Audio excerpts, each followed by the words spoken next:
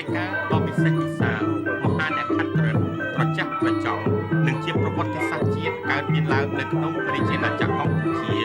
នៅរសៀលថ្ងៃពហុ15កើតឆ្នាំវកខែអាសត់ពុទ្ធសករាជ2548ត្រូវនឹងថ្ងៃទី28ខែតុលាឆ្នាំ2004គឺជាឱកាសដ៏មហាអ្នកខិតរិទ្ធត្រចះត្រចង់បំផុតនៃទិវាកំណត់ចូលរាជពិធីរាជាភិសេកព្រះករុណាព្រះបាទសម្ដេចព្រះបរមនាថនរោត្តមសីហមុនីជាព្រះមហាក្សត្រនៃប្រជាណាចក្រកម្ពុជា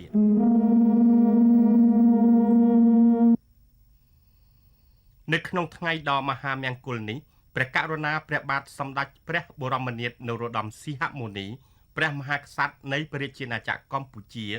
ស្ដេចយាងថ្វាយគ្រឿងសក្ការៈបូជាថ្វាយចំពោះព្រះបរមរូបនៃព្រះអតីតព្រះមហាក្សត្រព្រះមហាក្សត្រយានីខ្មែរគ្រប់ព្រះអង្គថ្វាយទេពតាថែរក្សាព្រះរាជបល្ល័ង្កនិងយាងថ្វាយនៅតាមទីសក្ការៈប្រកបដោយបារមីឫទ្ធីចេស្តា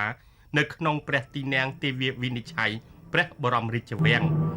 ដើម្បីបួងសួងសូមសិរីសួស្តីជ័យមង្គលដល់បវរមហាប្រសើរសូមកើតមានក្នុងព្រះរាជពិធីបុណ្យរាជាភិសេកព្រះមហាក្សត្រកម្ពុជាដ៏ឧត្តមឧត្តមនិងជាទីសក្ការៈដ៏ខ្ពង់ខ្ពស់នៃប្រជារាស្ត្រកម្ពុជានិងសូមឲ្យព្រះតេជៈបារមីរបស់ព្រះអង្គជួយអភិបាលរក្សានិងប្រោសប្រទានព្រះពរជ័យសូមកើតមានដល់ព្រះករុណាព្រះបាទសម្ដេចព្រះបរមនាថនរោត្តមសីហមុនីព្រះមហាក្សត្រនៃប្រជាណាចក្រកម្ពុជាព្រមទាំងប្រជានុរាស្ត្រយើងទាំងមូល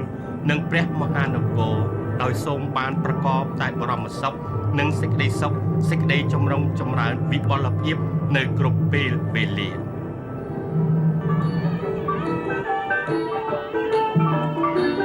ជាកិច្ចបន្តព្រះករុណាព្រះបាទសម្ដេចព្រះបរមនាថនរោត្តមសីហមុនីព្រះមហាក្សត្រនៃប្រជាណាចក្រកម្ពុជាជាទីសក្ការៈព្រះអង្គបានសពរិទ្ធហឫទ័យស្ដេចយាងប្រពព្រះរាជពិធីសែនក្រុងពាលីសូមព្រះអង្គប្រកបដោយនៅព្រះបរមសុខមាលភាពនឹងមានប្រជានាមាយុថ្ងៃនេះជាមហាអ្នកខិតរិទ្ធដ៏ឧត្តមកំណត់ចូលព្រះរាជពិធីរាជាភិសេកព្រះករុណាព្រះបាទសម្ដេចព្រះបរមនាថនរោត្តមសីហមុនីជាព្រះមហាក្សត្រនៃប្រជាណាចក្រកម្ពុជាសូមទេវតាទេពធីតាគ្រប់ព្រះអង្គទេវតាថែរក្សាព្រះមហាស្វេតិឆ័ត្រជាប្រធានទ្រង់ព្រះមេត្តាថ្វាយព្រះពរសពសាធុការដោយផ្ទាល់ថ្វាយព្រះករុណាព្រះបាទសម្ដេចព្រះបរមនាថនរោត្តមសីហមុនីជាព្រះមហាក្សត្រនៃប្រជាណាចក្រកម្ពុជាសូមព្រះអង្គប្រកបដោយព្រះបរមសុខមាលភាពនិងមានព្រះជន្មាយុយឺនយូរចាប់ពីថ្ងៃនេះតទៅ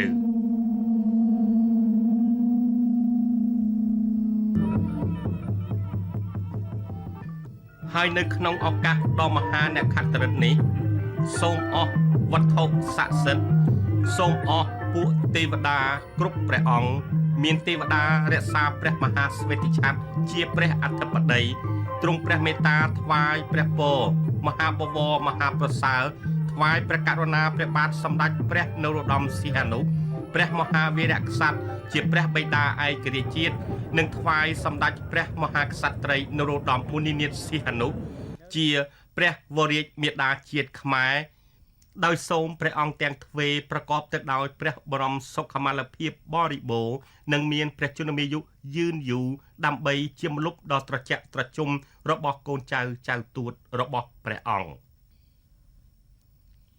នៅក្នុងព្រះរាជពិធីបុណ្យរាជាភិសេកដ៏មហោឡារិកត្រចះត្រចង់នេះដែរព្រះករុណាព្រះបាទសម្ដេចព្រះបរមនាថនរោត្តមសីហមុនីព្រះមហាក្សត្រនៃប្រជាណាចក្រកម្ពុជាព្រះអង្គសពរាជហឫទ័យស្ដេចយាងប្រពព្រះរាជពិធីអុជភ្លើងទៀនជ័យដែលជានិមិត្តរូបនៃការប្រពបើកព្រះរាជពិធីរាជាភិសេកព្រះមហាក្សត្រនៃប្រជាណាចក្រកម្ពុជាមានរយៈពេលចំនួន3ថ្ងៃចាប់ពីថ្ងៃ15កើតរហូតដល់ថ្ងៃ2រោចខែអាសត់ឆ្នាំវកឆស័កពុទ្ធសករាជ2548ត្រូវនឹងថ្ងៃទី28 29និងថ្ងៃទី30ខែតុលាឆ្នាំ2004 Ciyanto Puthiya Mule Sanjanandan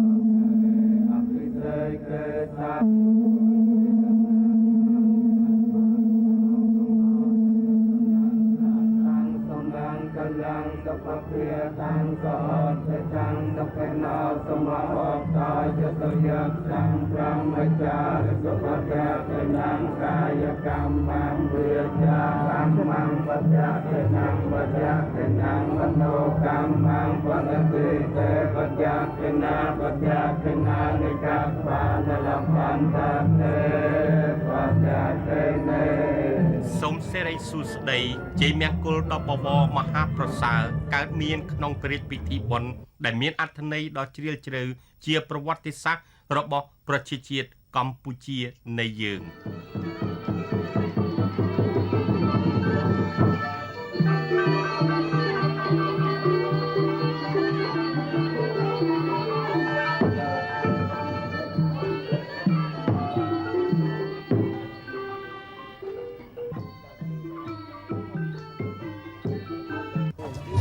ព្រះរាជពិធីបុណ្យរាជាភិសេក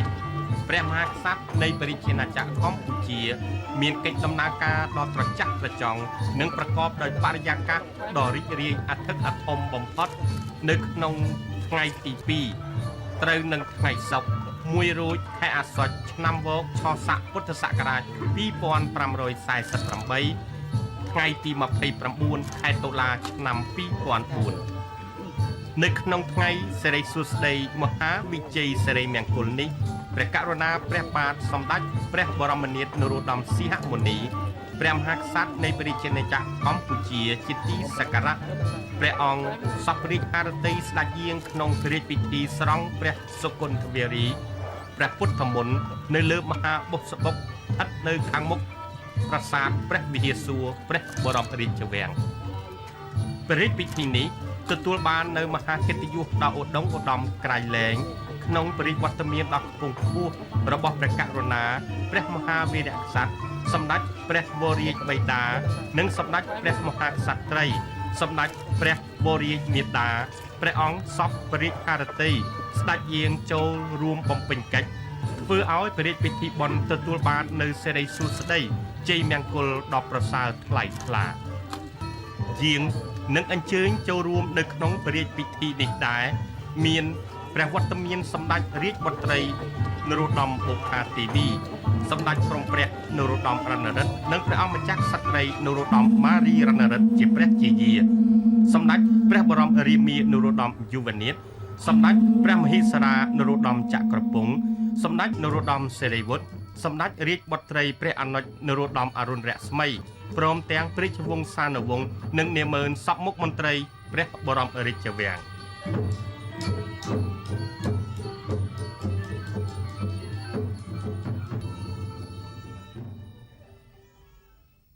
ព្រះករុណាព្រះបាទសម្ដេចព្រះបរមនាថនរោត្តមសីហមុនីព្រះមហាក្សត្រនៃព្រះរាជាណាចក្រកម្ពុជាស្ដេចយាងថ្វាយគ្រឿងសក្ការៈបូជាថ្វាយចំពោះព្រះពុទ្ធរូបព្រះឆាយាល័ក្ខណ៍នៃអតីតព្រះមហាក្សត្រព្រះមហាក្សត្រិយានីខ្មែរនិងប្ររពនៅបទនមស្ការព្រះរតនត្រ័យថ្វាយបង្គំព្រះនៅក្នុងប្រាសាទព្រះវិហារសួរ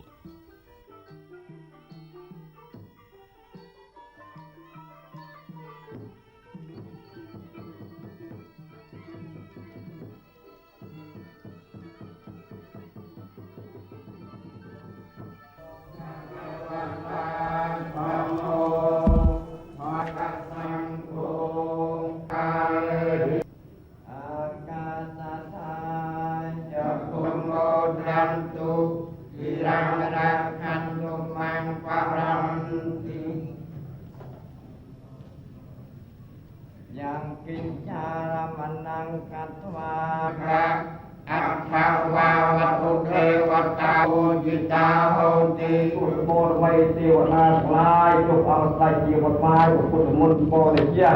ดาวไม่เปลี่ยนแปลงสุดใจสุขมาเทียบถึงเมื่อปัจจุบันมีอยู่ดาวไม่ยุบลง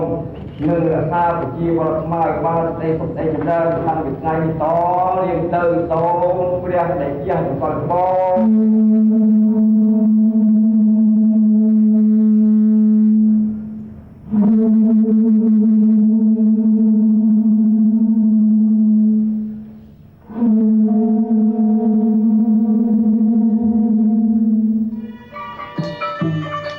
นึกน้องปริพิธีสรองព្រះសគុណធវេរីព្រះពុទ្ធមន្តព្រះករុណាព្រះបាទសម្ដេចព្រះបរមនាថនរោត្តមសីហមុនីព្រះមហាក្សត្រនៃព្រះរាជាណាចក្រកម្ពុជាជាទីសក្ការៈស្ដេចយាងឡើងគង់ប្រថាប់លើព្រះទីន័ងមហាបុព្វបុកដែលសម្ដេចជាវាវាំងវរៈវៀងជ័យអធិបតីស្រង្គៀគង់សំអល់ឧបនាយករដ្ឋមន្ត្រីនិងជារដ្ឋមន្ត្រីក្រសួងព្រះបរមរាជវាំងបានរៀបចំថ្វាយនៅក្នុងព្រះរាជពិធីដ៏ឧត្តមឧត្តមនេះ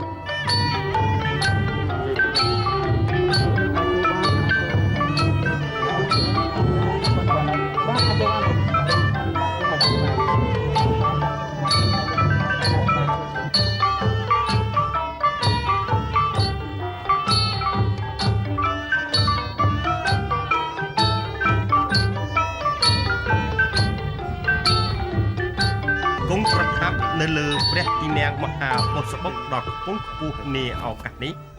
សម្ដេចព្រះមហាសុមាធាធិបតីទេពវង្សសម្ដេចព្រះសង្ឃរាជគណៈមហានិកាយសម្ដេចព្រះសុគន្ធាធិបតីបួគ្រីសម្ដេចព្រះសង្ឃរាជគណៈធម្មយុត្តិកានិកាយបានយាងនិមន្តថ្វាយព្រះសគុណធវេរីព្រះពុទ្ធមន្តថ្វាយព្រះករុណាព្រះបាទសម្ដេចព្រះបរមនាថនរោត្តមសីហមុនីព្រះមហាក្សត្រនៃព្រះរាជាណាចក្រកម្ពុជា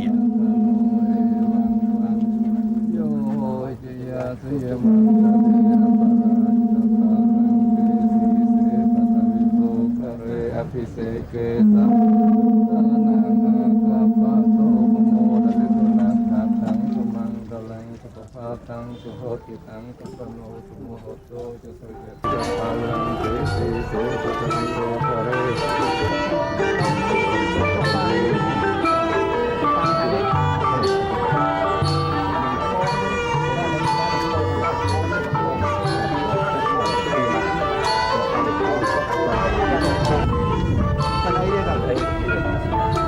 បន្ទាប់មកព្រះករុណាព្រះបាទសម្ដេចព្រះនរោត្តមសីហនុព្រះមហាវីរក្សត្រព្រះវររាជបិតានិងសម្ដេចព្រះមហាក្សត្រីនរោត្តមមុនីនាថសីហនុសម្ដេចព្រះវររាជមាតាបានសព្វរិទ្ធហារតីស្ដេចយាងព្រះរាជទានព្រះសគុណធវេរីព្រះពុទ្ធមន្តថ្វាយព្រះករុណាព្រះបាទសម្ដេចព្រះបរមនាថនរោត្តមសីហមុនីព្រះមហាក្សត្រនៃព្រះរាជាណាចក្រកម្ពុជា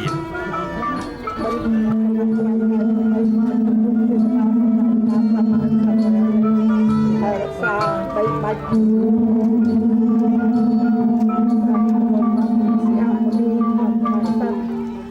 ជាណាចក្រកម្ពុជាបានមកទៅនឹងមុខកោចាប់ប្រកាសអាយុប្រមាណ50ឆ្នាំបដិញ្ញាអ្នកទៅជាឡើយមហាជោគជ័យសិរីមង្គលជាយមង្គលទុយៈជុំចម្រុងចម្រើនក្នុងមហាកិត្តិយសភាពតារារួបរวมគ្នាជាធ្លុងមួយជាមួយនឹងប្រជាជាតិប្រជារាស្ត្រប្រជាជនកម្ពុជាទាំងមូលសម្បូរសប្បាយប្រជាជនចម្រុងចម្រើនដល់មាតុភូមិដល់ជាតិដល់ប្រជារាស្ត្រប្រជាជនកម្ពុជាយើង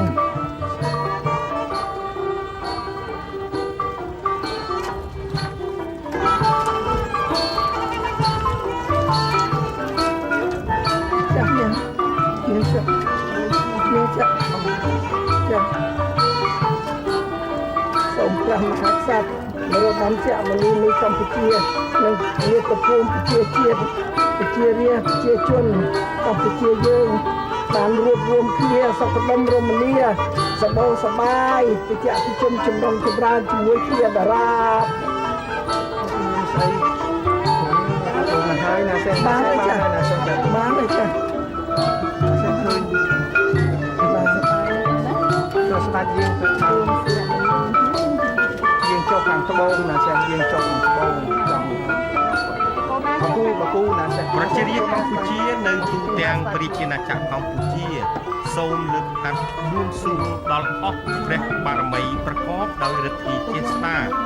នៃព្រះរាជពិធីរាជាភិសេកដ៏ត្រជាក់ត្រជុំនេះសូម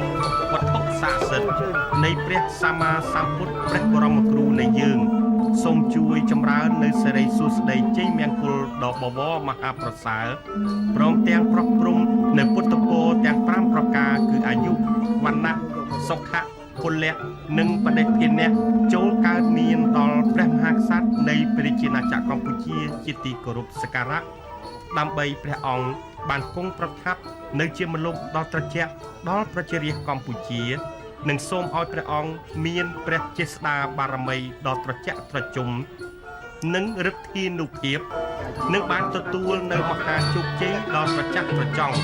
ក្នុងព្រះរាជបេសកកម្មដ៏ឧត្តមឧត្តម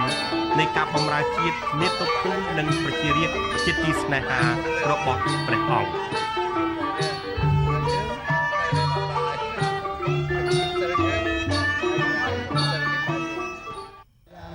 ยุวัตกา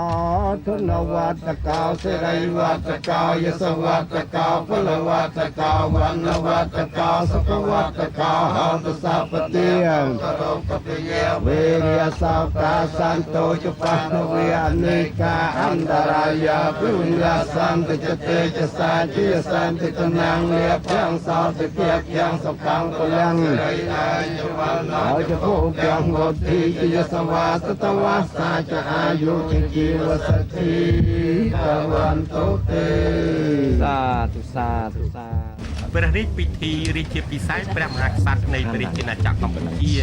នៃព្រះរាជពិធីស្រង់ព្រះសុគន្ធវារីព្រះពុទ្ធមន្តជាព្រះរាជពិធីមួយដ៏ពិសេសវិសាលស្របទៅតាមព្រះរាជបវេណីដ៏រុងរឿងរបស់ព្រះមហាក្សត្រខ្មែរហើយព្រះរាជពិធីដ៏សារៈសំខាន់និងជាប្រវត្តិសាស្ត្រនេះត្រូវបានអង្គការព័ត៌មានអន្តរជាតិធំៗដូចជា CNN, BBC និង NHK ជាដើមថតយករូបភាពនិងផ្សព្វផ្សាយខ្លឹមសារនៅទូទាំងពិភពលោកអំពីព្រះរាជពិធីរាជាភិសេកព្រះករុណាព្រះបាទសម្ដេចព្រះបរមនាថនរោត្តមសីហមុនីព្រះមហាក្សត្រនៃព្រះរាជាណាចក្រកម្ពុជា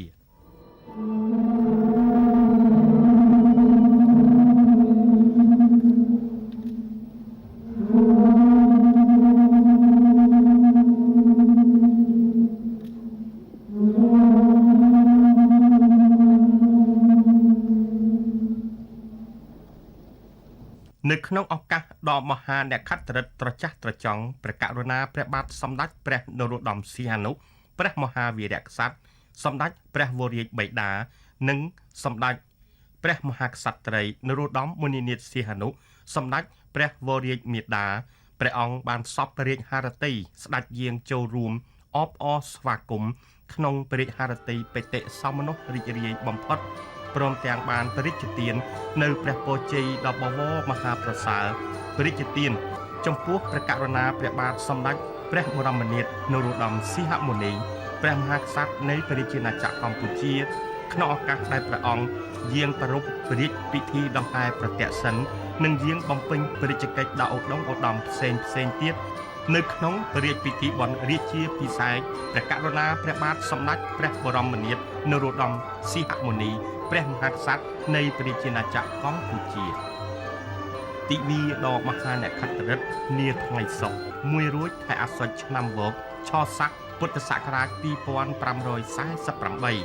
ត្រូវនៅថ្ងៃទី29ខែតុលាឆ្នាំ2004នៅវេលារសៀលដែលជាថ្ងៃមួយពោពេញទៅដោយក្តីមោទនភាពដ៏ខ្ពង់ខ្ពស់បំផុតសម្រាប់ព្រឹទ្ធសភារដ្ឋសភារាជរដ្ឋាភិបាលមន្ត្រីរាជការគ្រប់ស្ថាប័នព្រះសង្ឃប្រជារាស្ត្រកម្មករកសិករនិងកងកម្លាំងប្រដាប់អាវុធគ្រប់ប្រភេទដែលប្រទេសជាតិយើងបានប្រកាន់យកនៅរបបរាជានិយមអាស្រ័យរដ្ឋធម្មនុញ្ញមានព្រះមហាក្សត្រគង់ប្រថាប់ក្នុងព្រះបរមសារីរិកសម្បត្តិដែលជាមលុបដ៏ត្រជាក់ដ៏សុខសន្តិភាព ការឯកភាពជាតិនិងសេចក្តីសុខក្សេមក្សាន្តសេចក្តីសម្បូរសប្បាយរបស់ប្រជារាស្ត្រកម្ពុជានៅក្នុងដំណាក់កាលថ្មីជាប្រវត្តិសាស្ត្រការយាងគ្រងរាជសម្បត្តិរបស់ព្រះករុណាព្រះបាទសម្ដេចព្រះបរមនាថនរោត្តមសីហមុនីព្រះមហាក្សត្រនៃព្រះរាជាណាចក្រកម្ពុជាបានប្រព្រឹត្តទៅតាមព្រះរាជតម្រិះដ៏ភ្លឺស្វាងបំផុតរបស់ព្រះករុណាព្រះមហាវីរក្សត្រសម្ដេចឪសម្ដេចតាសម្ដេចតាទួតជាទីសក្ការៈដ៏ខ្ពង់ខ្ពស់បំផុតនិងអាស្រ័យដោយក្រុមប្រឹក្សារាជសម្បត្តិរបស់ព្រះរាជាណាចក្រកម្ពុជាបានធ្វើការបោះឆ្នោតកាលពីថ្ងៃទី14ខែតុលាកន្លងទៅដោយមានសម្លេងគាំទ្រ 100% ជាឯកច្ឆន្ទ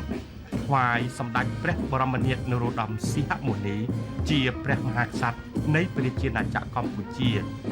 ដែលព្រះអង្គមានព្រះរាជហឫទ័យដ៏ល្អប្រកបនៅលក្ខណៈសម្បត្តិដ៏ប្រសើរថ្លៃថ្លាគ្រប់ប្រការព្រមទាំងមានចំណេះដឹងដ៏ខ្ពង់ខ្ពស់ជាព្រះមហាក្សត្រដ៏មានបុណ្យមានឧបនិស្ស័យនៅក្នុងការស្នងរាជបន្តពីព្រះវររាជបិតារបស់ព្រះអង្គដែលជាព្រះមហាវីរក្សត្រព្រះបិតាជាតិជាទីសក្ការៈដ៏ខ្ពង់ខ្ពស់បំផុតរបស់ប្រជារាស្ត្រកម្ពុជាមិនតែប៉ុណ្ណោះព្រះករុណាព្រះបាទសម្ដេចព្រះបរមនាថនរោត្តមសីហមុនីព្រះអង្គមានព្រះរាជសមត្ថភាពដ៏ខ្ពង់ខ្ពស់នៅក្នុងការបន្តស្នាប្រវត្តិដ៏ថ្លៃថ្លាពីព្រះមហាវីរបុរសជាតិសម្ដេចឪសម្ដេចតាសម្ដេចតាទួតជាទីគោរពសក្ការៈដ៏ខ្ពង់ខ្ពស់ក្នុងការថែរក្សាការពារនៅខឿនឯករាជ្យជាតិបូរណភាពទឹកដីសុខសន្តិភាពសេរីភាពសម្រាប់ព្រះមហានគរឲ្យមានភាពគង់វង្សនិងបន្តធ្វើឲ្យប្រទេសនិងប្រជារាស្ត្រកម្ពុជាបានប្រកបតែនឹងវឌ្ឍនភាពសុភមង្គលសម្បូរសប្បាយនិងវិបុលភាពក្នុងខណៈពេលដែលក្បួនដង្ហែព្រះករុណាព្រះបាទសម្ដេចព្រះបរមនាថនរោត្តមសីហមុនីព្រះមហាក្សត្រនៃព្រះរាជាណាចក្រកម្ពុជាមកដល់ខាងមុខព្រះទីនាំងទេវាវិនិច្ឆ័យព្រះបរមរាជវាំងត្រូវបានកាត់ថ្វាយនៅព្រះរាជវឌ្ឍនកិច្ចស្វាគមន៍ដ៏ខ្ពង់ខ្ពស់បំផុតពីសំណាក់កងកិត្តិយសនៃកងយុទ្ធពលខេមរភូមិន្ទរបស់ប្រជាជាតិកម្ពុជាដ៏ឈានជ័យនៃយើងអ្នកកាសែតជាតិនិងអន្តរជាតិបានចោមរួមយ៉ាងកក់កុញផ្ដិតយកនៅទស្សនវិជ្ជាពិតជាក់ស្ដែងជាប្រវត្តិសាស្ត្ររបស់ប្រជាជាតិកម្ពុជានៅក្នុងឱកាសដ៏មហាអ្នកខត្តរិកនេះហើយនៅក្នុងពេលដែលព្រះករុណាព្រះបាទសម្ដេចព្រះបរមនាថនរោត្តមសីហមុនីព្រះមហាក្សត្រនៃព្រះរាជាណាចក្រកម្ពុជាព្រះអង្គស្ដេចយាងប្រថាប់ក្នុងព្រះទីនាំងទេវាវិនិច្ឆ័យត្រូវបានកាត់ថ្វាយព្រះរាជវឌ្ឍនកិច្ចថ្វាយព្រះសពសាធុការពរជ័យបវរមហាមង្គលពីសំណាក់ឥស្សរជនជាន់ខ្ពស់ដឹកនាំរដ្ឋរួមមានព្រះវត្តមាននិងវត្តមានសម្ដេចជាស៊ីមប្រធានព្រឹទ្ធសភាសម្ដេចក្រមព្រះនរោត្តមរណរដ្ឋព្រះប្រធានរដ្ឋសភាសម្ដេចហ៊ុនសែននាយករដ្ឋមន្ត្រីនៃរាជរដ្ឋាភិបាលកម្ពុជាព្រះវត្តមានរបស់រាជវង្សានុវង្សនិងវត្តមានរបស់ឥស្សរជនជាន់ខ្ពស់ដែលតំណាងឲ្យគ្រប់ស្ថាប័នជាតិឯកឧត្តមអភិបាលខេត្តក្រុងទាំង20និងវត្តមានរបស់ឯកឧត្តមលោកជំទាវជាឯកអគ្គរដ្ឋទូតនៃបណ្ដាប្រទេសជាមិត្តប្រចាំនៅប្រជាណាចក្រកម្ពុជា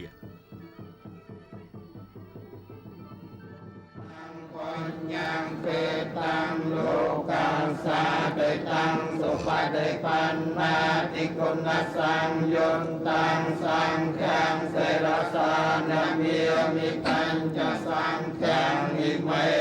សង្កាលេអភិពោជយាមិសិទ្ធិសព្វពុទ្ធិអនាងអង្គបន្តោកំណរទេសនាខាតាំងសុមង្គលានសពតាតាំងសរតិតាំងសុខណោសម្បរតោយសយខានប្រាមយាសម្បត្តិគិណានកាយកម្មមញ្ញកម្មមបច្ចគិណានបច្ចគិណានមនោកម្មមបរិទេតបច្ចគិណានបច្ចគិណាននិកាប្រាណលបណ្ឌតេបច្ចគិនេព្រះរាជពិធីសច្ចាប្រណិធានរបស់ព្រះករុណាព្រះបាទសម្ដេចព្រះបរមនាថនរោត្តមសីហមុនីព្រះមហាក្សត្រនៃព្រះរាជាណាចក្រកម្ពុជាត្រូវបានចារឹកក្នុងទំព័រប្រវត្តិសាស្ត្រជាតិនិងមានបរិយាកាសទិដ្ឋភាពដូចតទៅ សូមក្រាបបង្គំទូលថ្វាយនិងគោរពជូនបទភ្លេងនគររាជ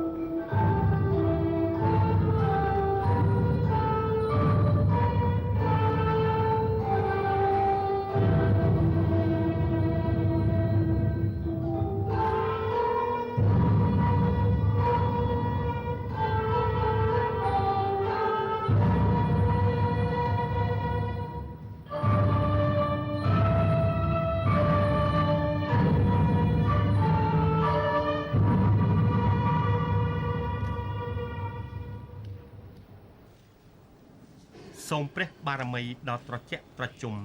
និងមានឫទ្ធានុភាពស័ក្តិសិទ្ធិនៃព្រះមហាស្វេតិឆាតសូមថ្វាយព្រះករុណាព្រះបាទសម្ដេចព្រះបរមនាថនរោត្តមសីហមុនីព្រះចៅក្រុងកម្ពុជាធិបតីសូមព្រះអង្គបានប្រកបតែសេរីសួស្តីជ័យមង្គលនិងពុទ្ធពរទាំង5ប្រការគឺអាយុវណ្ណៈសុខៈពលៈនិងបដិភិនៈកំបីឃ្លៀងឃ្លាតឡើយដើម្បីព្រះអង្គបានគង់ប្រថាប់នៅជាមលុបដ៏ត្រជាក់ដល់ប្រជារាស្ត្រកម្ពុជានៅទូទាំងព្រះនគរស្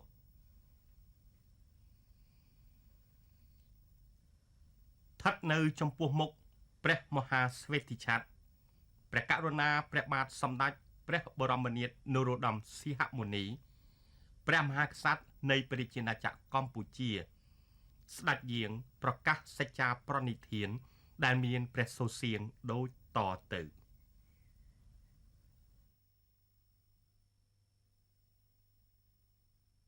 ខ្ញុំតាំងសច្ចាថានឹងប្រព្រឹត្តតាមរដ្ឋធម្មនុញ្ញនិងច្បាប់ទាំងឡាយនៃព្រះរាជាណាចក្រហើយនឹងតាំងចិត្តធ្វើផលប្រយោជន៍ដល់រដ្ឋនិងប្រជារាស្ត្រខ្ញុំតាំងសច្ចាថានឹងប្រព្រឹត្តតាមរដ្ឋធម្មនុញ្ញនិងច្បាប់ទាំងឡាយនៃព្រះរាជាណាចក្រហើយនឹងតាំងចិត្តធ្វើផលប្រយោជន៍ដល់រដ្ឋនិងប្រជារាស្ត្រខ្ញុំតាំងសច្ចាថានឹងប្រព្រឹត្តតាមរដ្ឋធម្មនុញ្ញនិងច្បាប់ទាំងឡាយនៃព្រះរាជាណាចក្រហើយនឹងតាំងចិត្តធ្វើផលប្រយោជន៍ដល់រដ្ឋនិងប្រជារាស្ត្រ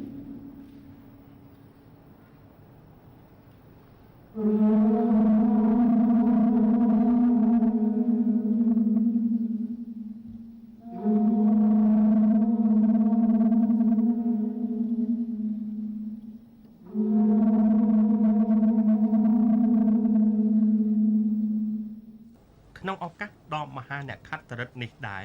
ក្រុមបាគូបានសូត្រព្រះធម៌ថ្វាយព្រះករុណាព្រះមហាក្សត្រព្រះរាជាណាចក្រកម្ពុជាតាមប្រពៃណីរបស់ព្រហ្មញ្ញសាសនា បាត់ថ្វាយបង្គំសូមជ័យសូមពរតិក្រៃសូមជ័យនៅជ័យចេស្តាសូមគុណសូមជ័យមហិមាថ្វាយពរសាស្ត្រាព្រះមហារាជាខាងត្រៃសូមខរពីព្រះព្រំធានជ័យក៏ព្រះពុទ្ធសមកានៃក៏ព្រះរាជទឹកខែងសូមជ័យអំពីទេវតាជ័យជ័យចេស្តាមហានុភាពដ៏ឫទ្ធិសូមជ័យនៃព្រះរាត្រីព្រះទេពាប្រប្រដីពីជ័យរឿងរុងដ៏សោភាសូមបានសោយរាជមហិមាត្រង់រៀបប្រទាទីគារដល់កាលងសូមបានសោយសុខបរិពាមានបនសំភាអធិពលិកមហិមាសូមល្បីទាំងទួទិសាជាអគ្គរាជាធិរាជឥសូធានីតួសត្រូវបីនឹងមកពាធាសូមឲ្យឈ្នះប្រកបវិញ្ញាស្រ័យញោម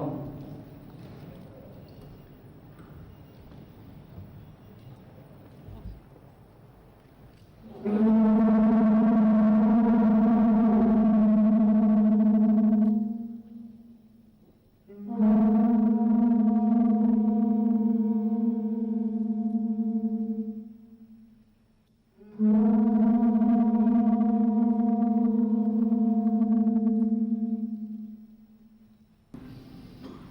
សូមក្រាបថ្វាយបង្គំព្រះករុណាព្រះបាទសម្ដេចព្រះបរមនាថនរោត្តមសីហមុនីព្រះចៅក្រុងកម្ពុជាធិបតីថ្ងៃនេះជាថ្ងៃប្រកបដោយសិរីសួស្តីមហាវិជ័យមង្គលដែលទូលព្រះបង្គំជាខ្ញុំមានមហាកិត្តិយសយ៉ាងក្រៃលែងសូមសម្ដែងនៅមនោសញ្ចេតនានិងស្វាមីភក្តិយ៉ាងបដូរផ្ដាច់និងស្មោះស្ម័គ្របំផុតចំពោះព្រះករុណាថ្លៃពិសេស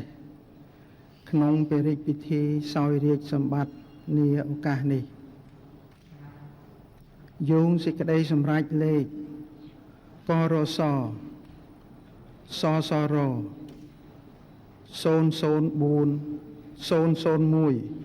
ចុះថ្ងៃទី14ខែតុលាឆ្នាំ2004របស់ក្រមប្រឹក្សារាជសម្បត្តិទូលព្រះបង្គំជាខ្ញុំសូមព្រះបរមរាជានុញ្ញាតប្រកាសថ្វាយព្រះបរមនាមព្រះមហាក្សត្រដូចតទៅព្រះករុណាព្រះបាទសម្ដេចព្រះបរមនាថនរោត្តមសីហមុនីសមានភូមិជាតិសាសនារខតៈខតយាខេមរារដ្ឋរាជពុទ្ធទន្ទ្រាទរាមហាក្សត្រខេមរាជនីសមូហោភាសកម្ពុជាឯករាជ្យរដ្ឋបូរណសន្តិសុភមង្គលាសេរីវិបុលាខេមរាស្រីពិរេសព្រះចៅក្រុងកម្ពុជាធិបតីសូមព្រះករុណាព្រះមេត្តាសន្តាប់តាមសពបរិយាហារតី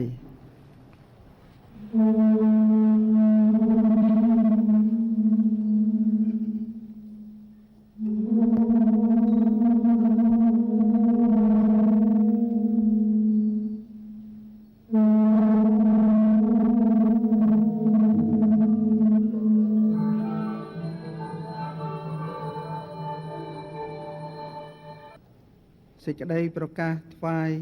ព្រះសិរីរាជសម្បត្តិនិងសួយសារក៏សូមក្រាបថ្វាយបង្គំព្រះករុណាព្រះបាទសម្ដេចព្រះបរមនាថនរោត្តមសីហមុនីព្រះចៅក្រុងកម្ពុជាធិបតីបបិទ្ធព្រះករុណាថ្លៃពិសេសក្នុងព្រះបរមនាមនិងក្នុងនាម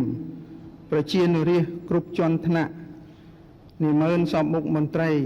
កងកម្លាំងប្រដាប់អាវុធគ្រប់ប្រភេទព្រះ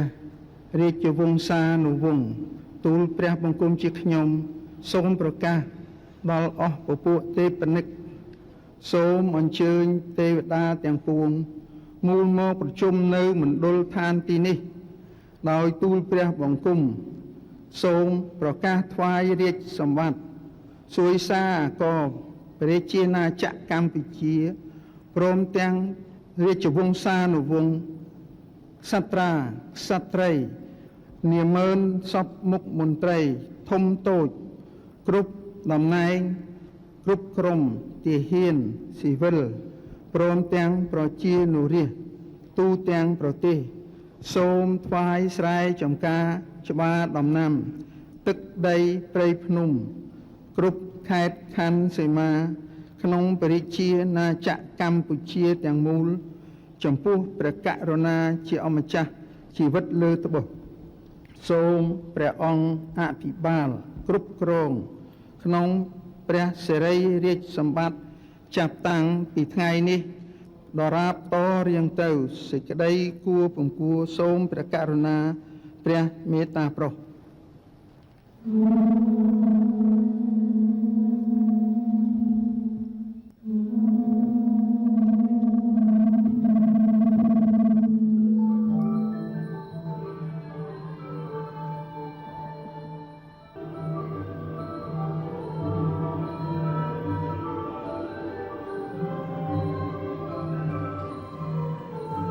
នៅក្នុងឱកាសដកមហាមង្គលសិរីសួស្តីនេះដែរសម្ដេចជាស៊ីមប្រធានព្រឹទ្ធសភានៃព្រះរាជាណាចក្រកម្ពុជាសម្ដេចក្រមព្រះនរោត្តមរណរដ្ឋព្រះប្រធានរដ្ឋសភាសម្ដេចហ៊ុនសែននាយករដ្ឋមន្ត្រីនៃរាជរដ្ឋាភិបាលកម្ពុជានិងឯកឧត្តម Stephen Bridge ឯកអគ្គរដ្ឋទូតចក្រភពអង់គ្លេសតំណាងឲ្យឯកឧត្តមលោកជំទាវជាឯកអគ្គរដ្ឋទូតឯកអគ្គរដ្ឋទូតដែលប្រចាំនៅព្រះជាណាចក្រកម្ពុជាយាងនឹងអញ្ជើញថ្វាយព្រះពរជ័យមហាបវរមហាប្រសើរថ្វាយព្រះករុណាព្រះបាទសម្ដេចព្រះបរមនាថនរោត្តមសីហមុនីព្រះមហាក្សត្រនៃព្រះជាណាចក្រកម្ពុជាសូមព្រះអង្គមានជ័យជំនះនៅគ្រប់ទិសទីប្រកបដោយព្រះបរមសុខគ្រប់ប្រការចាកផុតពីព្រះរោគទាំងឡាយនិងសូមឲ្យព្រះអង្គមានព្រះរាជសុខុមាលភាពដ៏បរិបូរណ៍និងព្រះជន្មយឺនយូរជាងរយព្រះវស្សាដើម្បីគង់ប្រថាប់សោយសុខក្នុងបរមសេរីរាជសម្បត្តិជាមនុស្សនៃសុខសន្តិភាពសុភមង្គលសេរីភាពនិងវិបុលភាពរបស់ប្រជារាស្ត្រខ្មែរ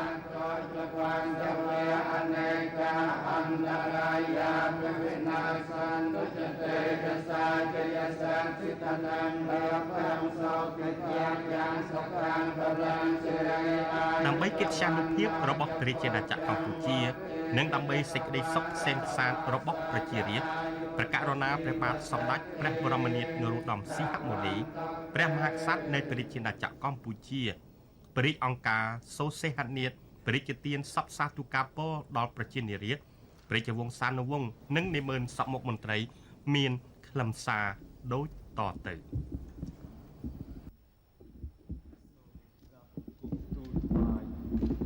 សម្ដេចព្រះសង្ឃរាជទាំងពីរគណៈនិងព្រះសង្ឃគ្រប់ព្រះអង្គជាទីសក្ការៈដ៏ខ្ពង់ខ្ពស់សម្ដេចប្រធានព្រឹទ្ធសភាសម្ដេចព្រះប្រធានរដ្ឋសភាសម្ដេចនាយករដ្ឋមន្ត្រីសម្ដេចព្រះអង្គម្ចាស់អ្នកអង្គម្ចាស់ព្រះរាជវង្សានុវង្សឧត្តមប្រឹក្សាព្រះមហាក្សត្រឯកឧត្តមលោកជំទាវឧបនាយករដ្ឋមន្ត្រីទេសរដ្ឋមន្ត្រីរដ្ឋមន្ត្រីប្រធានស្ថាប័នអភិបាលខេត្តក្រុងនិមឺនសពមុខមន្ត្រីនិងកងកម្លាំងប្រដាប់អាវុធទាំងអស់ជាទីស្រឡាញ់ដ៏ជ្រាលជ្រៅឯកឧត្តមលោកជំទាវឯកអគ្គរដ្ឋទូតឯកអគ្គរដ្ឋទូតនិងភ្ញៀវអន្តរជាតិជាទីមេត្រីបងប្អូនជនរួមជាតិជាទីស្រឡាញ់រាប់អានដ៏ជ្រាលជ្រៅបំផុតថ្ងៃនេះគឺថ្ងៃសុក្រ1រោចខែអាសត់ឆ្នាំវោកឆស័កពុទ្ធសករាជ2548ត្រូវនឹងថ្ងៃទី29ខែតុលាឆ្នាំ2004ជាទិវា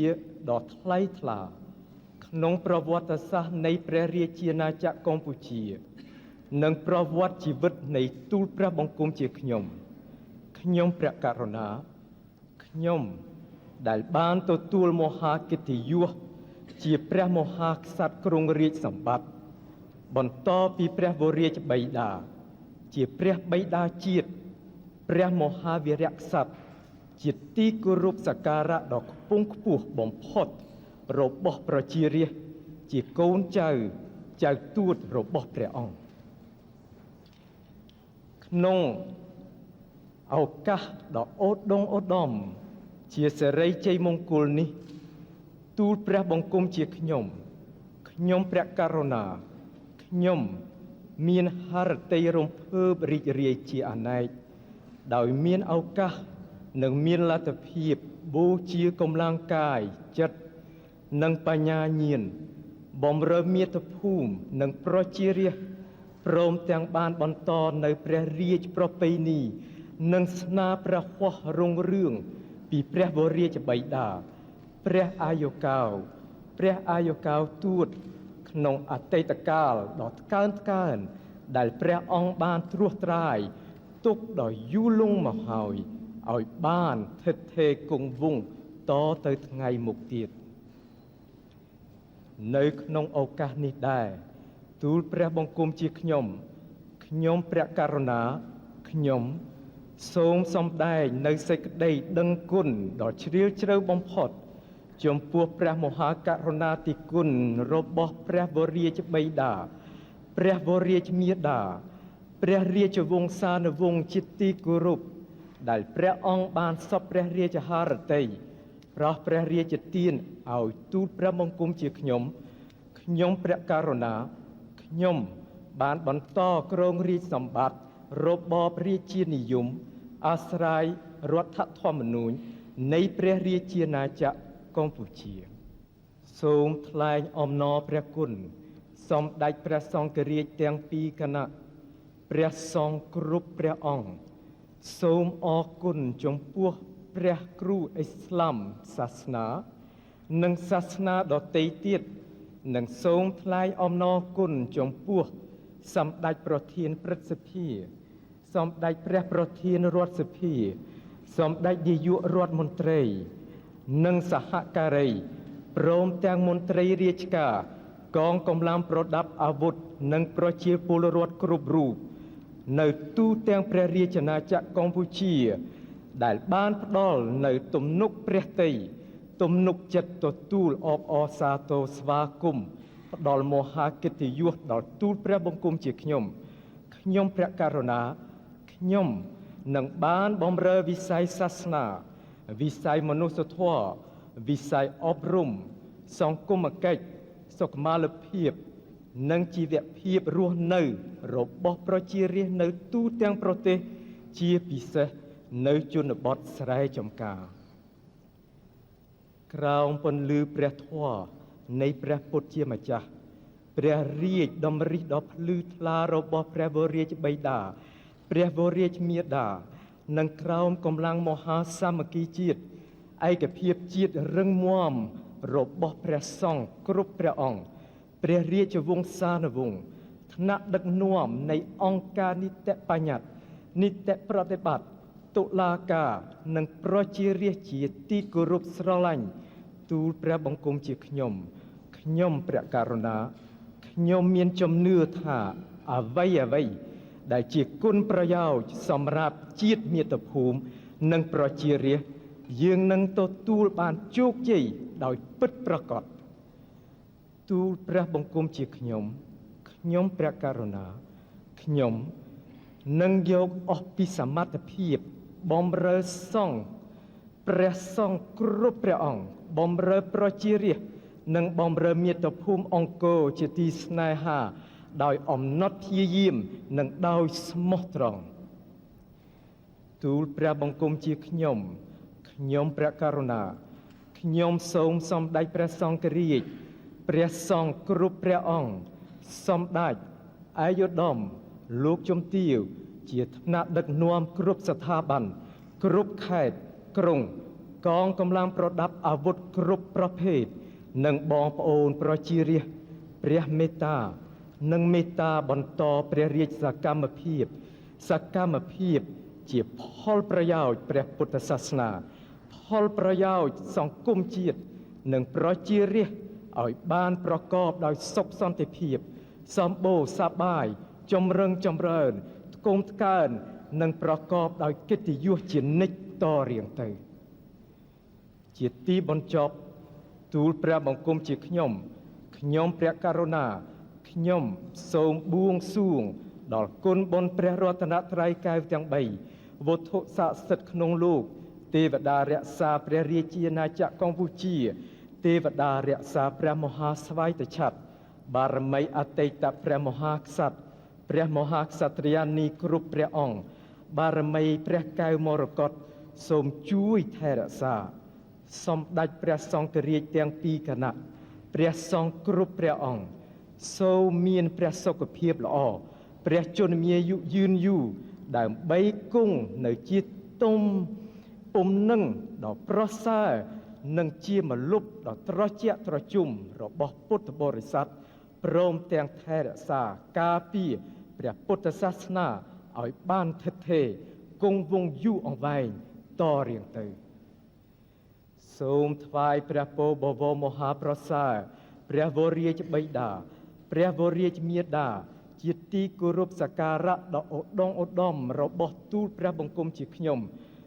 ព្រះករុណាខ្ញុំក៏ដូចជាបងប្អូនកូនចៅទួតរបស់ព្រះអង្គមានព្រះជន្មាយុយឺនយូរព្រះសុខមាលភាពល្អបរិបូរណ៍ព្រះកាយពលមាំមួនព្រះបញ្ញាញាណភ្លឺថ្លាដើម្បីគង់នៅជាម្លប់ដ៏ត្រជាក់ត្រជុំរបស់មាតុភូមិនិងប្រជារាស្ត្រតរៀងទៅសូមថ្វាយព្រះពរជូនពរសម្ដេចអាយុត្តមលោកជំទាវថ្នាក់ដឹកនាំសមាជិកាព្រឹទ្ធសភារដ្ឋសភារាជរដ្ឋាភិបាលមន្ត្រីគ្រប់ក្រសួងស្ថាប័នអភិបាលរងខេត្តក្រុងនិងកងកម្លាំងប្រដាប់អាវុធគ្រប់លំដាប់ថ្នាក់សូមមានសុភមង្គលវិបុលសុខគ្រប់ប្រការមានសាមគ្គីភាពឯកភាពជាតិដ៏រឹងមាំនៃព្រះរាជាណាចក្រកម្ពុជាយើងនឹងសម្រេចជោគជ័យក្នុងការអនុវត្តគោលនយោបាយស្របតាមគោលបំណងនិងសំណូមពររបស់ប្រជារាស្ត្រសូមជូនពរដល់បងប្អូនជនរួមជាតិប្រជារាស្ត្រជាទីគោរពស្រឡាញ់និងសូមបន្តខិតខំប្រកបរបរដោះស្រាយជីវភាពរស់នៅមានសុភមង្គលវិបុលសុខរីកចម្រើនសម្បូរសប្បាយតរៀងទៅសូមជូនពរចំពោះឯកឧត្តមលោកជំទាវឯកអគ្គរដ្ឋទូតឯកអគ្គរដ្ឋទូតនិងភ្ញៀវកិត្តិយសអន្តរជាតិដែលបានជួយទាំងស្មារតីសម្ភារៈដើម្បីអភិវឌ្ឍដល់កម្ពុជាសូមបន្តជួយឧបត្ថម្ភតរៀងទៅដើម្បីកម្ពុជាមានលទ្ធភាពសម្រេចផែនការកសាងនិងអភិវឌ្ឍប្រទេសជាតិនិងប្រជាពលរដ្ឋតទៅអនាគតសូមអរព្រះគុណនិងសូមអរគុណដល់ជ្រាលជ្រៅជាទីបំផុត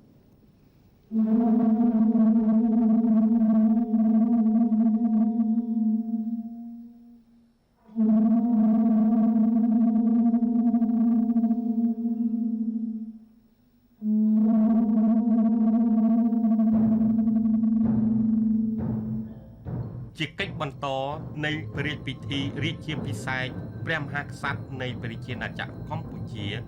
ព្រះករុណាព្រះបាទសម្ដេចព្រះបរមនាថនរោត្តមសីហមុនីព្រះមហាក្សត្រនៃព្រះជាណាចក្រកម្ពុជា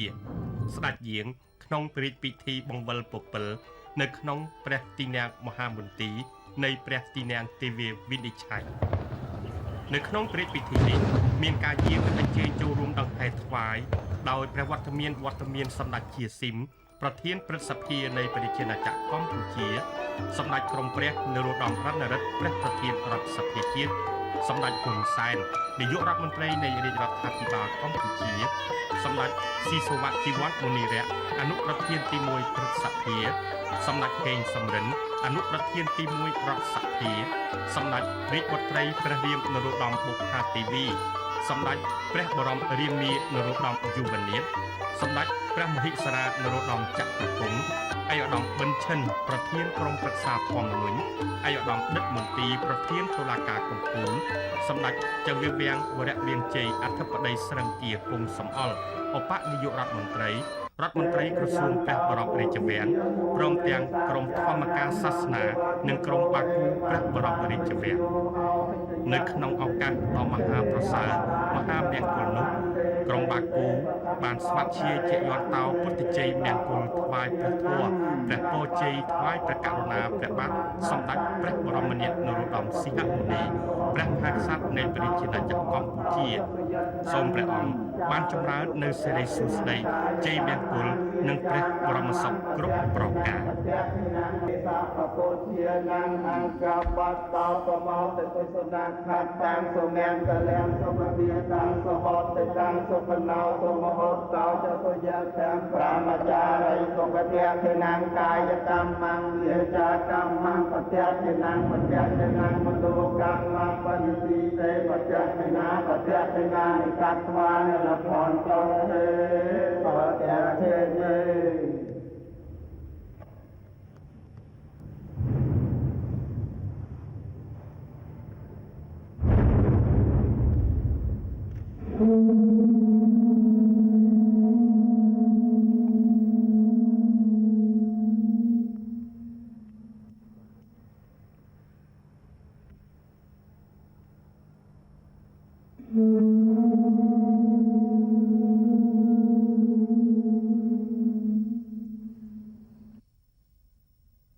ព្រះករុណាព្រះបាទសម្ដេចព្រះបរមនាថនរោត្តមសីហមុនីព្រះចៅក្រុងកម្ពុជាធិបតី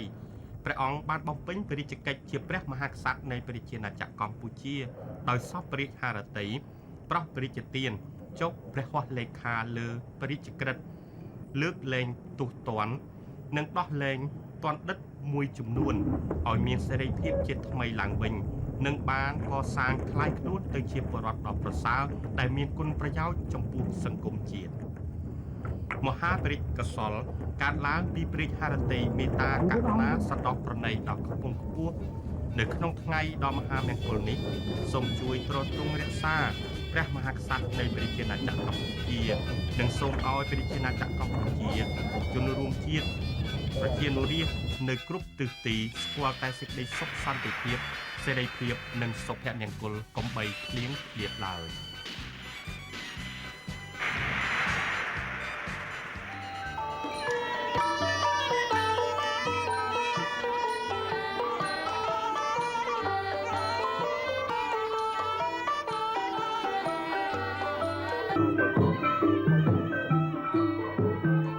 ព្រះរាជពិធីបុណ្យរាជាភិសេកយាងក្រុងរាជសម្បត្តិរបស់ព្រះករុណាព្រះបាទសម្ដេចព្រះបរមនាថនរោត្តមសីហមុនីព្រះមហាក្សត្រនៃព្រះរាជាណាចក្រកម្ពុជាមានកិច្ចដំណើរការស្ថិតក្នុងបរិយាកាសដ៏មហាអ្នកខន្តិរិទ្ធត្រចះត្រចង់និងជាប្រវត្តិសាស្ត្របានឈានចូលដល់ព្រឹកថ្ងៃទី3ថ្ងៃសៅរ៍200ខែអាសត់ឆ្នាំបកឆស័កពុទ្ធសករាជ2548ត្រូវនឹងថ្ងៃទី30ខែតុលាឆ្នាំ2004នៅក្នុងវេលាព្រឹកថ្ងៃដ៏មហាមង្គលព្រះករុណាព្រះបាទសម្ដេចព្រះបរមនាថនរោត្តមសីហមុនីសមានភូមិជាតិសាសនារក្ខន្តខត្តយាខេមរារដ្ឋរាជពុទ្ធិនិន្ទ្រាធរាជមហាក្សត្រខេមរារាជនីសមូហភាពកម្ពុជាឯករាជ្យរដ្ឋបូរណសន្តិសុភមង្គលាសេរីវិបុលាខេមរាស្រីពីរាជព្រះចៅក្រុងកម្ពុជាធិបតី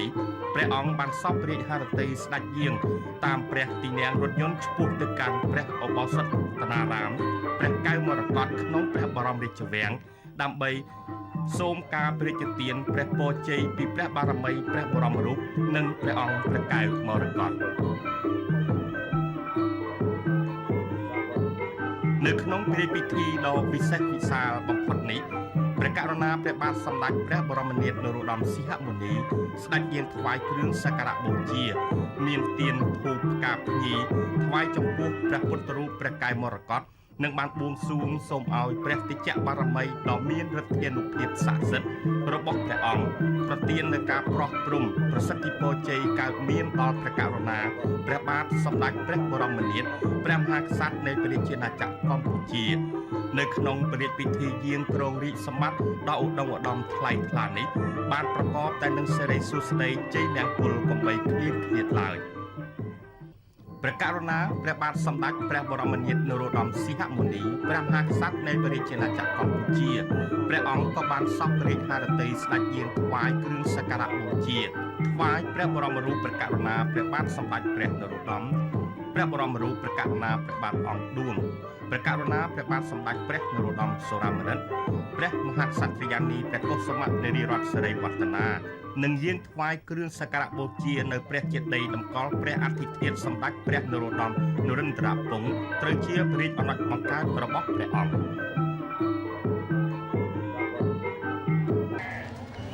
ព្រឹត្តិការណ៍ជាមហាប្រវត្តិសាស្ត្រដ៏ត្រចះត្រចង់នៃព្រះរាជពិធីដ៏វិសេសវិសាលមួយទៀតគឺនៅវេលាព្រឹកថ្ងៃទី30 ខែតុលាឆ្នាំ2004នៃព្រះរាជពិធីបុណ្យរាជាភិសេកយាងគ្រងរាជសម្បត្តិដ៏ឧត្តមឧត្តមត្រចះត្រចង់របស់ព្រះករុណាព្រះបាទសម្ដេចព្រះបរមនាថនរោត្តមសីហមុនីព្រះមហាក្សត្រនៃព្រះរាជាណាចក្រកម្ពុជាព្រះអង្គបានសោះព្រះរាជហឫទ័យស្ដេចយាងគង់ប្រថាប់តាមព្រះទីនាំងឆ្លងកាត់ប្រជារាស្ត្រមហាជនដ៏កុះករដែលគ្រប់គ្នាសុទ្ធតែបានសម្ដែងនៅគាវរៈកិច្ចអបអរសាទរនិងថ្វាយវឌ្ឍនកិច្ចស្វាគមន៍យ៉ាងត្រចះត្រចង់ពីសំណាក់អិសរាជជនជាន់ខ្ពស់ដែលជាថ្នាក់ដឹកនាំនិងតំណាងឲ្យព្រឹទ្ធសភារដ្ឋសភារាជរដ្ឋាភិបាលក្រមប្រឹក្សាធម្មនុញ្ញតុលាការកំពូលនិងតំណាងពីគ្រប់ស្ថាប័ននានារបស់ជាតិប្រជារាស្ត្រកម្មករកសិករនិងកងកម្លាំងប្រដាប់អាវុធគ្រប់ប្រភេទដែលបានចូលរួមនៅក្នុងមហាមីទីងជាមួយក្តីអំណរសាទរស្វាគមន៍យ៉ាងឃ្លាវខ្លាប្រកបដោយសេចក្តីសប្បាយរីករាយយ៉ាងកក់ក្ដៅជាទីបំផុតចំពោះព្រះរាជពិធីបុណ្យរាជាភិសេកយាងគ្រងរាជសម្បត្តិរបស់ព្រះករុណាព្រះបាទសម្ដេចព្រះបរមនាថនរោត្តមសីហមុនីជាព្រះមហាក្សត្រនៃព្រះរាជាណាចក្រកម្ពុជាដែលនេះគឺជាព្រឹត្តិការណ៍ដ៏វិសេសវិសាលនិងត្រចះត្រចង់មួយត្រូវបានចារឹកទុកក្នុងទំព័រប្រវត្តិសាស្ត្រជាតិរបស់ប្រជារាស្ត្រខ្មែរនៃយើងហើយនៅក្នុងឱកាសនៃវេលាព្រឹកថ្ងៃដដែលនេះដែរព្រះករុណាព្រះបាទសម្ដេចព្រះបរមនាថនរោត្តមសីហមុនីព្រះមហាក្សត្រនៃព្រះរាជាណាចក្រកម្ពុជាជាទីសក្ការៈព្រះអង្គបានសពព្រះរាជហឫទ័យស្ដេចយាងក្នុងព្រះរាជពិធីពន្លត់ភ្លើងទៀនជ័យដែលជានិមិត្តរូបនៃការបញ្ចប់ព្រះរាជពិធីបុណ្យរាជាភិសេកយាងគ្រងរាជសម្បត្តិដ៏ឧត្តមឧត្តមនិងជាប្រវត្តិសាស្ត្របន្ទាប់ពីបានដំណើរការប្រកបដោយជោគជ័យដ៏ត្រចះត្រចង់និងនាំមកនៅសេរីសុស្ដីជ័យមង្គលដ៏ប្រសើរខ្ពង់ខ្ពស់ក្នុងរយៈពេលចំនួន3ថ្ងៃកន្លងមកគឺចាប់តាំងពីថ្ងៃ15កើតរហូតដល់ថ្ងៃ200ខែអាសត់ត្រូវនឹងថ្ងៃទី28 29និង30ខែតុលាឆ្នាំ2004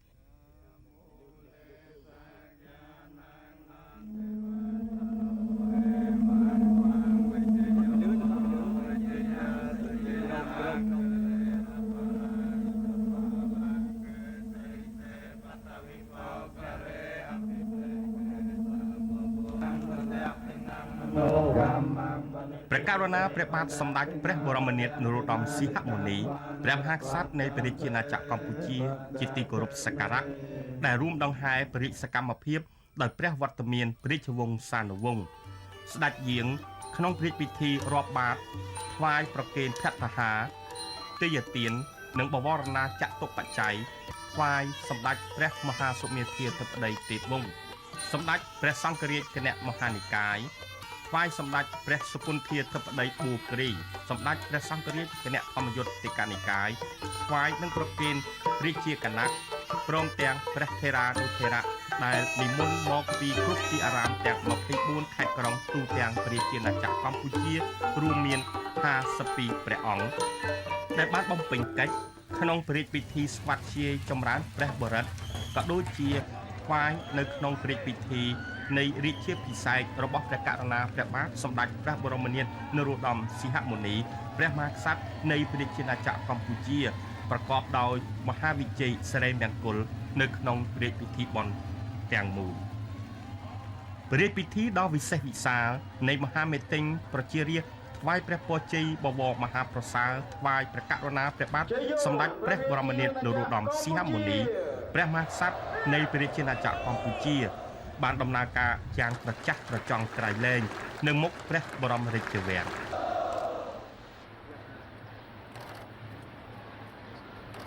ជំរាបសួរបងប្អូនជនរួមជាតិទាំងអស់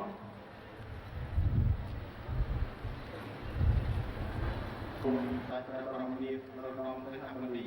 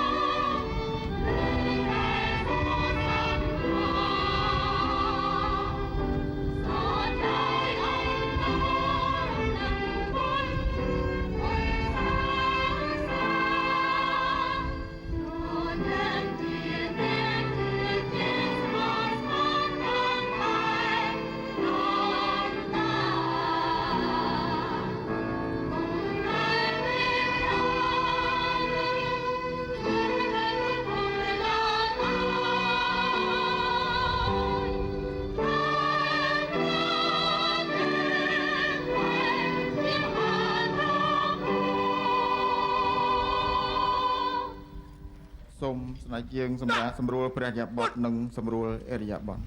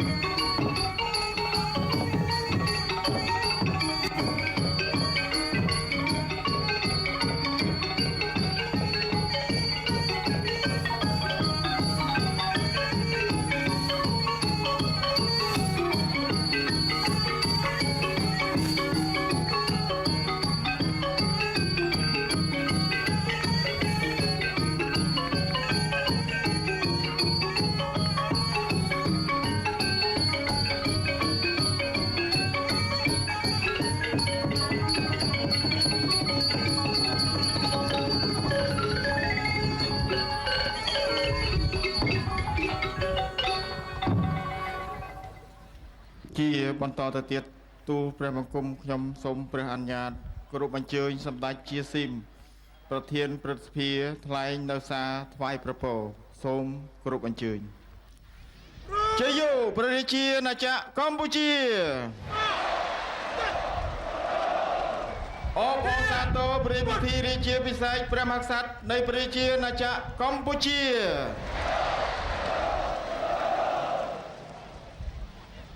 ទូព្រះបង្គំយើងខ្ញុំក្នុងស្ថាប័នព្រឹទ្ធសភាសូមបង្គំទូលថ្វាយនៅអភិវឌ្ឍនកិច្ចដ៏មហាខ្ពង់ខ្ពស់ដោយមនោសញ្ចេតនាស្វាគមន៍សមណរីរាយយ៉ាងកៃលែងនិងសូមចូលរួមអបអរសាទរកក់ក្ដៅជាមួយប្រជារាស្ត្រកម្ពុជាទាំងមូលប្រកបដោយស្មារតីមោទនភាពជាតិឧត្តមបំផុតនេះគឺជាទំព័រមាសថ្មីនៃសតវត្សទី21របស់ព្រះរាជាណាចក្រកម្ពុជាដែលប្រកាសណាប្របាទសម្ដេចព្រះបរមនាថនរោត្តមសីហមុនីបានស្នងរាជសម្បត្តិបន្តពីការកណ្ណាប្របាទសម្ដេចព្រះនរោត្តមសីហនុព្រះមហាក្សត្របវររាជបិតាឯករាជ្យបរណភាពទឹកដីនិងឯកភាពជាតិខ្មែរដើម្បីបន្តនិរន្តរភាពនៃរបបរាជានិយមអាស្រ័យរដ្ឋធម្មនុញ្ញនៅលើទឹកដីនៃមាតុភូមិអង្គរដ៏យូរលង់ទូលព្រះបង្គំយើងខ្ញុំសូមអបអរគាំទ្រនិងកោតចាប់ញ៉ៃបំផុតចំពោះសេចក្តីសម្រេចជាឯកច្ឆន្ទរបស់ក្រុមប្រឹក្សារាជសម្បត្តិត្បិតប្រកាសណាប្របាទសម្ដេចព្រះបរមនាថនរោត្តមសីហមុនីជាអង្គសត្វទ្រង់ប្រកបដោយចំណេះវិជ្ជាទូទៅយ៉ាងជ្រៅជ្រះមានទឹកប្រតិស្នេហាជាតិស្នេហាប្រជារាស្ត្រដ៏ខ្ពង់ខ្ពស់ស្អាតស្អំនិងអព្យាក្រឹតហើយគ្រប់លក្ខណៈតែងតែគង់ប្រថាប់នៅជាមួយប្រជាជាតិនិងប្រជាជនកម្ពុជាទូលព្រះបង្គំយើងខ្ញុំសូមបួងសួងដល់គុណបុណ្យបរតនត្រ័យកែទាំង3វត្ថុស័ក្តិសិទ្ធិក្នុងលោកទេវតារសាព្រះរាជាណាចក្រកម្ពុជា ជាពិសេសទេវតារសាមហាទ្វេតិឆ័ត្រព្រះបារមីអតីតព្រះមក្សត្រយានីគ្រប់ព្រះអង្គសូមប្រោះព្រំពរសព្វសាធុការថ្វាយបកករណាសម្ដេចព្រះបរមនាថនរោត្តមសីហនុព្រះមក្សត្រនៃព្រះរាជាណាចក្រកម្ពុជានិងបកករណាព្រះបាទសម្ដេចព្រះនរោត្តមសីហនុបវររាជបិតាព្រមទាំងសម្ដេចព្រះក្សត្រីនរោត្តមនាថសីហនុបវររាជមេតាសូមទ្រង់មានព្រះរាជសុខភាពល្អបរិបូរណ៍បច្ចុប្បន្នមានអាយុយឺនយូរបកាយពលមាំមួនព្រះបញ្ញាញាណភ្លឺថ្លាដើម្បីគង់ប្រថាប់ជាមលប់ដល់តិចតិជុំសុខដុមរមនាចម្រុងចម្រើនកុំកើងរុងរឿងរបស់ប្រជាជាតិនិងប្រជាពលរដ្ឋរបស់ព្រះអង្គជាយូរអង្វែងតរៀងទៅសូមប្រកាសណាជាអង្គម្ចាស់ជីវិតលោកត្បូងព្រះមេត្តាប្រោសទទួលគិរវៈភក្តីដ៏ខ្ពង់ខ្ពស់បំផុតពីទូលព្រះបង្គំយើងខ្ញុំសូមក្រាបទូលថ្វាយនៅរាជធានីភ្នំពេញនៅថ្ងៃទី30ខែតុលាឆ្នាំ2004សូមអរគុណសូមអរគុណ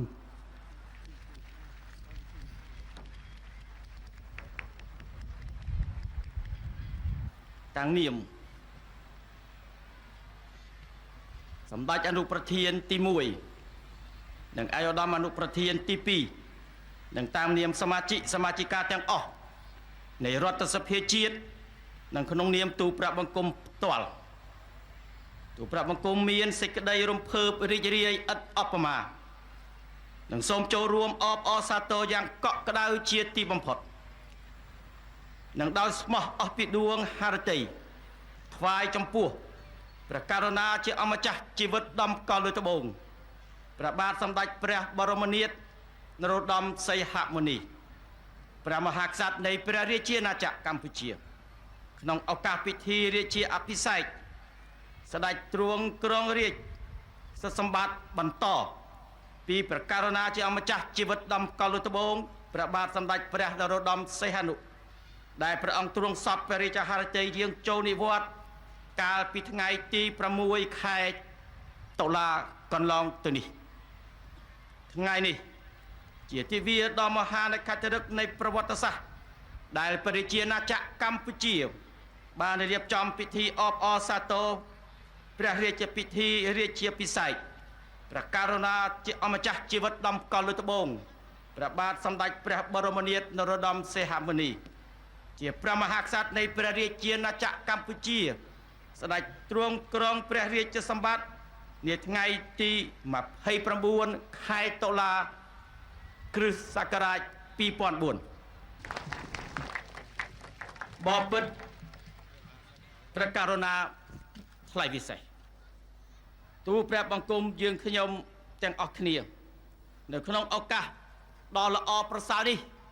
សូមប្រសិទ្ធពរថ្វាយដល់ព្រះករុណាជាអម្ចាស់ជីវិតដំកល់លើត្បូងព្រះករុណាព្រះបាទសម្ដេចព្រះបរមនាថនរោត្តមសីហមុនីសូមព្រះអង្គទទួលបានជោគជ័យយ៉ាងធំធេងក្នុងការបម្រើប្រទេសជាតិមាតុភូមិយើងខ្ញុំទាំងអស់គ្នាមានជំនឿជឿជាក់ថាក្រោមព្រះរាជកិច្ចដឹកនាំដ៏ត្រឹមត្រូវនិងភ្លឺស្វាងបំផុតនៃព្រះករុណាសម្ដេចព្រះបាទព្រះបរមនាថនរោត្តមសីហមុនីព្រះរាជាណាចក្រកម្ពុជានឹងស្ថិតនៅក្នុងភាពរុងរឿងកុំថ្កើងមានកិត្តិយសកិត្តិយានុភាពអាចនឹងការពារបាននៅឯករាជ្យភាពអធិបតេយ្យភាពបូរណភាពទឹកដីបន្តនៅតំណែងដ៏ត្រឹមត្រូវ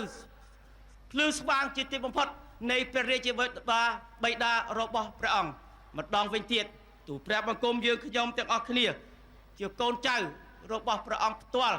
សូមប្រសិទ្ធពរថ្វាយព្រះអង្គសូមឲ្យព្រះអង្គស្ដេចយាងគ្រងរាជ្យជាសម្បត្តិប្រកបដោយជោគជ័យសិរីមង្គលដើម្បីនឹងដឹកនាំកូនចៅទួតឆ្ពោះទៅកាន់សុខសន្តិភាពភាពរុងរឿងស្ទំស្កើងជាអមតៈជ័យយោព្រះរាជាណាចក្រកម្ពុជាជ័យយោ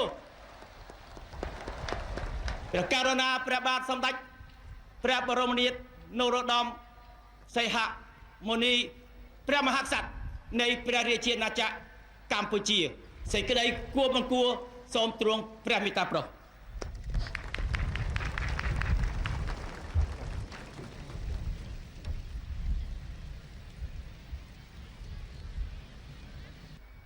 ទូព្រះបង្គំខ្ញុំប្រកាសណាខ្ញុំមានកិត្តិយសដ៏ខ្ពង់ខ្ពស់បំផុតនិងសក្តីសោមនស្សរីករាយជាអនេកបការដែលបានចូលរួមក្នុងព្រះរាជពិធីរាជាភិសេកប្រកាសណាព្រះបាទសម្ដេចព្រះបរមនាថនរោត្តមសីហមុនីព្រះមហាក្សត្រនៃព្រះជាណាចក្រកម្ពុជាឆ្លៀតក្នុងឱកាសជួបជុំគ្នាដ៏ច្រើនកកនេះទូព្រះបង្គំខ្ញុំមានកិត្តិយសដ៏ខ្ពង់ខ្ពស់ដើម្បីរំលឹកឡើងវិញនៅស្នាប្រហោះនិងមហាកុណូបការៈដ៏ឧត្តមឧត្តមរបស់ព្រះករុណាព្រះបាទសម្ដេចព្រះនរោត្តមសីហនុព្រះមហាវីរក្សត្រព្រះវររាជបិតាឯករាជ្យបូរណភាពទឹកដីនិងឯកភាពជាតិខ្មែរជាទីគោរពសក្ការៈដ៏ខ្ពង់ខ្ពស់បំផុតនៃយើងជាពិសេសព្រះរាជតួនាទីរបស់ព្រះអង្គក្នុងការទាមទារបាននៅឯករាជ្យពីរបបអាណានិគមនិយមនិងស្នាប្រហោះដ៏ធំធេងរបស់ព្រះអង្គក្នុងការកសាងរដ្ឋកម្ពុជាដ៏ទំនើបក្នុងអំឡុងទសវត្សរ៍ឆ្នាំ50និងទសវត្សរ៍ឆ្នាំ60នៅក្នុងសម័យកាលព្រះរាជាណាចក្រកម្ពុជាទី1និងព្រះរាជតួនាទីមិនអាចកាត់ថ្លៃបានក្នុងការស្វែងរកសន្តិភាពការផ្លាស់ផ្សារបង្រួមជាតិរបស់ព្រះករុណាព្រះបាទសម្ដេចព្រះនរោត្តមសីហនុនិងសម្ដេចព្រះមហាក្សត្រីនរោត្តមមុនីនាថសីហនុ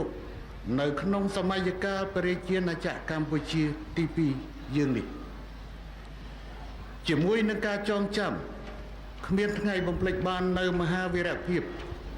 និងមហាគុណូបការៈដ៏ឧត្តមឧត្តមនេះនៅក្នុងឱកាសនៃពិធីព្រះរាជពិធីបុណ្យចម្រើនព្រះជន្មរបស់ព្រះករុណាព្រះបាទសម្ដេចព្រះនរោត្តមសីហនុព្រះមហាវីរក្សត្រព្រះវររាជបិតាឯករាជ្យបូរណភាពទឹកដីនិងឯកភាពជាតិខ្មែរទូព្រះបង្គំជាខ្ញុំក្នុងនាមរាជរដ្ឋាភិបាលនិងក្នុងនាមខ្លួនខ្ញុំទូព្រះបង្គំខ្ញុំផ្ទាល់សូមលំអរកាយទូលថ្វាយនៅមហាកតញ្ញូតាធម៌និងកតវិទេវិតាធម៌ដ៏ជ្រាលជ្រៅបំផុតព្រមទាំងព្រះពរបវរមហាប្រសើរចំពោះព្រះករុណាព្រះបាទសម្ដេចព្រះនរោត្តមសីហនុ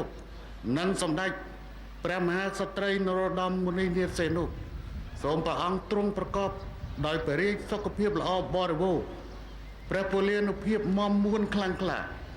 និងបញ្ញាញាណភ្លឺស្វាងដើម្បីគង់ប្រថាប់ជាតំណាងនៃឯករាជ្យនិងអធិបតេយ្យជាតិការបង្រួបបង្រួមជាតិមហាសាមគ្គីជាតិបូរណភាពទឹកដីសេចក្តីថ្លៃថ្នូរវឌ្ឍនភាពនិងវិបុលភាពនៃប្រជាជាតិកម្ពុជាជាយូរអង្វែងតរៀងទៅទន្ទឹមនឹងនេះក្នុងព្រះរាជពិធីរាជាភិសេកព្រះករុណាព្រះបាទសម្ដេចព្រះបរមនាថនរោត្តមសីហមុនីព្រះមហាក្សត្រនៃព្រះរាជាណាចក្រកម្ពុជាទូព្រះបង្គំខ្ញុំពិតជាមានសេចក្តីសោមនស្សរីករាយនិងមានមោទនភាពយ៉ាងក្រៃលែងសូមតាំងនាមឲ្យរាជរដ្ឋាភិបាលថ្វាយព្រះពរអបអរសាទរនិងសម្ដែងនូវការស្វាគមន៍យ៉ាងកក់ក្ដៅបំផុតចំពោះព្រះករុណាព្រះបាទសម្ដេចព្រះបរមនាថនរោត្តមសីហមុនីដែលត្រូវបានជ្រើសតាំងជាព្រះមហាក្សត្រនៃព្រះរាជាណាចក្រកម្ពុជានិរន្តរភាពនៃរបបរាជានិយមអាស្រ័យរដ្ឋធម្មនុញ្ញគឺជាគន្លឹះដ៏សំខាន់បំផុតមួយដែលធានាស្ថិរភាពនៃព្រះរាជាណាចក្រកម្ពុជាតាំងនាមឲ្យរាជរដ្ឋាភិបាលក៏ដូចជាក្នុងនាមទូព្រះបង្គំខ្ញុំផ្ទាល់និងគ្រួសារទូព្រះបង្គំសូមគោរពទូលថ្វាយនៅព្រះពរមហាប្រសាទចំពោះព្រះករុណាជាអង្គម្ចាស់ជីវិតតម្កល់លើត្បូងនិងសូមបួងសួងដល់វត្ថុស័ក្តិសិទ្ធិទាំងអស់ក្នុងលោកពិសេសគឺគុណបុណ្យព្រះរតនត្រ័យកែវទាំង3ព្រះពុទ្ធព្រះធម៌ព្រះសង្ឃសូមជួយបីបាច់ថែរក្សាព្រះករុណាព្រះបាទសម្ដេចព្រះបរមនាថនរោត្តមសីហមុនីសូមព្រះអង្គមានព្រះជន្មមានអាយុយឺនយូរជាង100ព្រះវស្សានិងព្រះកាយពលមមមួនព្រះបញ្ញាញាណភ្លឺថ្លានិងព្រះរាជសុខុមាលភាពបរិបូរណ៍ ដើម្បីគង់ជាមហាមលុបដ៏សែនត្រជាក់សម្រាប់ប្រជាណាចក្រកម្ពុជាជានិច្ចនិរន្តរ៍តទៅសូមអរព្រគុណសូមអរគុណ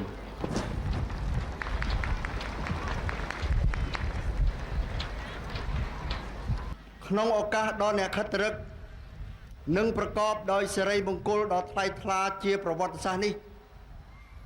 ទូលព្រះបង្គំជាខ្ញុំ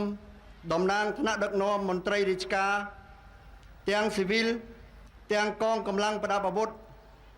ប្រជានុរាស្ត្រក្នុងទូទាំងរាជធានីភ្នំពេញនិងតំណាងអង្គមេតិញទាំងមូលសូមសម្ដែងនៅស្វាមីភក្តិដោយក្តីសប្បាយរីករាយគាំទ្រដោយពេញចិត្តពេញថ្លើមនិងសូមស្វាគមន៍យ៉ាងកក់ក្ដៅបំផុតចំពោះព្រះករុណាថ្លៃពិសេសដែលព្រះអង្គត្រូវបានក្រុមប្រឹក្សារាជសម្បត្តិជ្រើសរើសជាព្រះមហាក្សត្រសោយរាជសម្បត្តិបន្តស្នងពីព្រះវររាជបិតាជាទីសក្ការៈដ៏ខ្ពង់ខ្ពស់បំផុតស្របគ្នានឹងព្រះរាជពិធីបុណ្យចម្រើនព្រះជន្មវស្សាព្រះរាជបិតាព្រះករុណាព្រះបាទសម្ដេចនរោត្តមសីហនុក្នុងគម្រប់ព្រះជន្ម82យាងចូល83វស្សាជាទីសក្ការៈដ៏ខ្ពង់ខ្ពស់ទូលព្រះបង្គំជាខ្ញុំជាកូនជាចៅទួតរបស់ព្រះអង្គសូមលើកអញ្ជលីប្រណម្យថ្វាយព្រះពរជ័យសិរីមង្គលវិបុលសុខមហាប្រសើរសូមព្រះអង្គប្រកបព្រះជន្មាយុវែងជាង100ព្រះវស្សាព្រះសុខភាពមាំមួនដើម្បីគង់ជាម្លប់ដ៏ខ្សែមខ្សាននៃមាតុភូមិនិងប្រជានុរាស្ត្រខ្មែរគ្រប់រូបតរៀងទៅជាមួយនេះដែរទូលព្រះបង្គំជាខ្ញុំជាកូនជាចៅទួតសូមថ្វាយព្រះពរបវរមហាប្រសើរចំពោះព្រះវររាជមាតានរោត្តមមុនិនាថសីហនុក្នុងព្រះឋានៈជាព្រះមាតាខ្មែរក្នុងសេរីភាពសេចក្តីថ្លៃថ្នូរសុភមង្គលសូមព្រះអង្គប្រកបដោយព្រះបរមសុខគ្រប់ប្រការកុំបីឃ្លាតឡើយសូមព្រះករុណាថ្លៃពិសេសជាទីសក្ការៈដ៏ខ្ពង់ខ្ពស់ទ្រង់ព្រះមេត្តាប្រោសទទួលនៅគាវរៈភក្តីកតញ្ញូតាធម៌ដ៏ស្មោះសរជ្រាលជ្រៅពីទូលព្រះបង្គំយើងខ្ញុំទាំងអស់គ្នាសេចក្តីគួរបង្គួរសូមព្រះករុណាព្រះមេត្តាប្រោសសូមក្រាបបង្គំទូលថ្វាយរាជធានីភ្នំពេញថ្ងៃទី30ខែតុលាឆ្នាំ2004 ជ័យយោព្រះករុណាព្រះបាទសម្ដេចព្រះបរមនាថនរោត្តមសីហមុនីព្រះមហាក្សត្រនៃប្រជាណាចក្រកម្ពុជា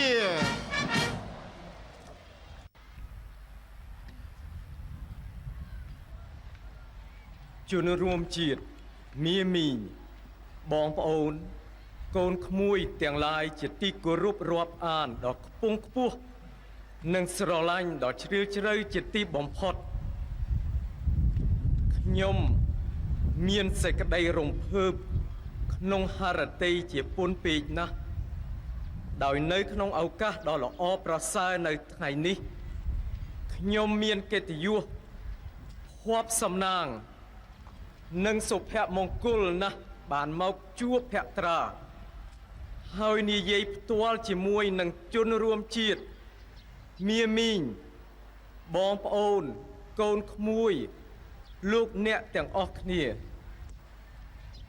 ខ្ញុំសូមអរគុណដ៏ជ្រាលជ្រៅនិងដោយស្មោះអស់ពីដួងហារតីជូនបងប្អូនជនរួមជាតិមាមីងបងប្អូនកូនក្មួយលោកអ្នកទាំងអស់ដែលមេត្តាអញ្ជើញមកយ៉ាងច្រើនដោយក្តីសប្បាយរីករាយមកជួបជាមួយនឹងខ្ញុំដើម្បីផ្ដល់ជូនខ្ញុំនៅសមានចិត្តនិងសេចក្តីស្រឡាញ់រាប់អានខ្ញុំរំជួលក្នុងហារតីណាស់ហើយសូមអរព្រះគុណជាទីបំផុតចំពោះពាក្យពេចន៍ប្រកបដោយមេត្តាធម៌និងអត្តន័យធម៌ដ៏ជ្រាលជ្រៅរបស់សម្ដេចជាសឹមប្រធានព្រឹទ្ធសភាសម្ដេចក្រមព្រះនរោត្តមរណរដ្ឋព្រះប្រធានរដ្ឋសភាសម្ដេចហ៊ុនសែនប្រមុខរាជរដ្ឋាភិបាលនៃកម្ពុជា ដែលលោកបានថ្លែងអំបានមិញនេះប្រជាជាតិយើងទាំងមូលលោកធ្លាប់តែមានប្រសាសន៍ថាគ្មាននរណាអាចជំនួសសម្ដេចឪសម្ដេចតាទួតព្រះបាទសម្ដេចព្រះនរោត្តមសីហនុបានទេតែព្រះរាជបិតាដែលខ្ញុំស្រឡាញ់ជាងអាយុជីវិតផ្ទាល់របស់ខ្ញុំព្រះអង្គលោកបានមានព្រះរាជអង្ការពន្យល់ខ្ញុំថាក្នុងកាលៈទេសៈនេះគឺចាប់អំពីខែតុលាឆ្នាំ2004នេះតទៅខ្មែរយើងត្រូវតែធ្វើអ្វីទាំងអស់ដើម្បីផ្ដល់ជូនចំពោះមាតុភូមិជាទីសក្ការៈនៃយើងប្រជាជាតិនិងប្រជារាស្ត្រជាទីស្នេហាបំផុតនៃយើងនៅអនាគតប្រកបដោយសន្តិភាពនិងស្ថិរភាពក្នុងក្របខ័ណ្ឌលទ្ធិប្រជាធិបតេយ្យសេរីពហុបកនិងក្នុងការគោរពដ៏ខ្ជាប់ខ្ជួនម៉ឺងមាត់បំផុតរដ្ឋធម្មនុញ្ញឆ្នាំ1993និងសេចក្តីថ្លែងការណ៍ជាសកលស្តីអំពីសិទ្ធិមនុស្សជនរួមជាតិមាមីងបងប្អូនកូនក្មួយលោកអ្នកជាទីគោរពស្នេហានៅក្នុងជីវិតខ្ញុំនេះនឹងជារៀងដរាបខ្ញុំជាអ្នកបម្រើដោយ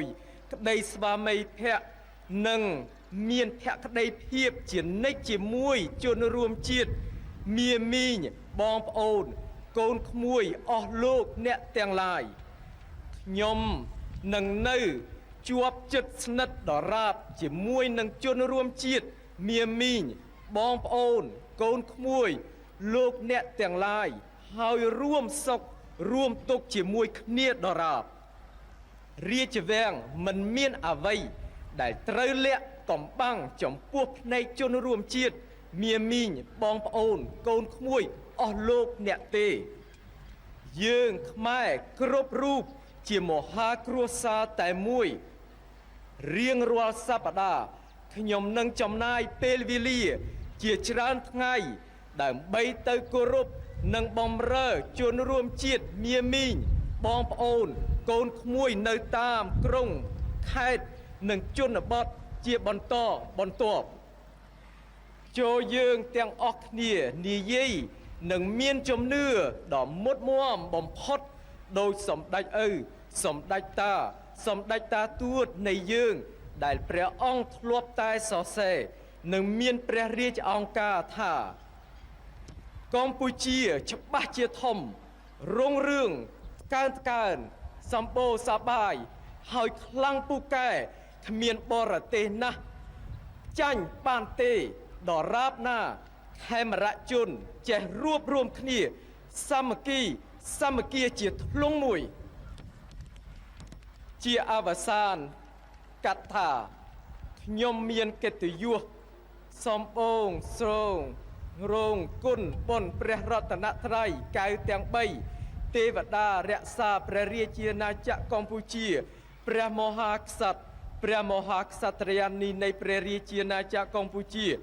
សូមព្រះអង្គបីបាច់ថែរក្សាជនរួមជាតិមាមីងបងប្អូន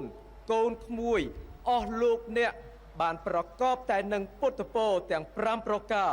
គឺអាយុវណ្ណៈសុខៈពលៈនិងបដិភិនៈកុំបីឃ្លានឃ្លាតឡើយ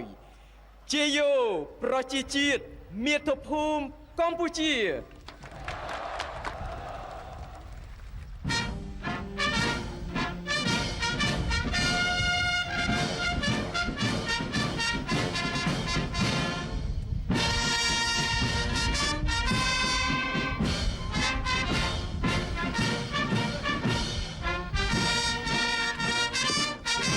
ពិធីបង្ហោះលេងព្រាបនិងបង្ហោះពេញប៉ោងចាប់ផ្ដើមជ័យយោព្រះជាណាចក្រកម្ពុជាជ័យយោសម្ដេចព្រះបរមនាថនរោត្តមសីហមុនីជ័យយោបករណាព្រះបាទសម្ដេចព្រះបរមនាថនរោត្តមសីហមុនីអបអរសាទរព្រះពិធីរាជាភិសេកព្រះមហាក្សត្រនៃព្រះជាណាចក្រកម្ពុជា ជ័យយោព្រះរាជាណាចក្រកម្ពុជាជ័យយោបករណាប្រមាថសម្ដេចព្រះបរមនាថនរោត្តមសីហមុនីព្រះមហាក្សត្រនៃព្រះរាជាណាចក្រកម្ពុជា